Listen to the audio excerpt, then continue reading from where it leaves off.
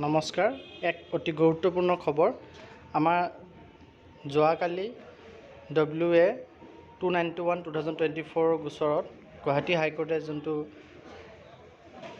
ৰায় দান কৰিছিলে আৰু তাত অসম চৰকাৰক তেওঁলোকৰ যি এডভাৰটাইজমেণ্ট মতে প্ৰচেছ আছে ৰিক্ৰুইটমেণ্টৰ, সেই প্ৰচেছ চলাই যাবলৈ দিছিলে।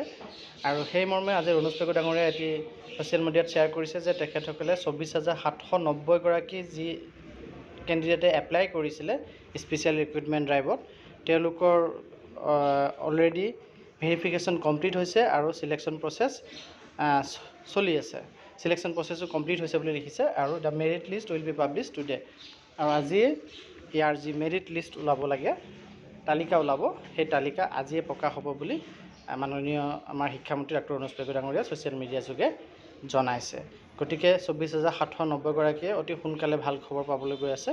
ধন্যবাদ।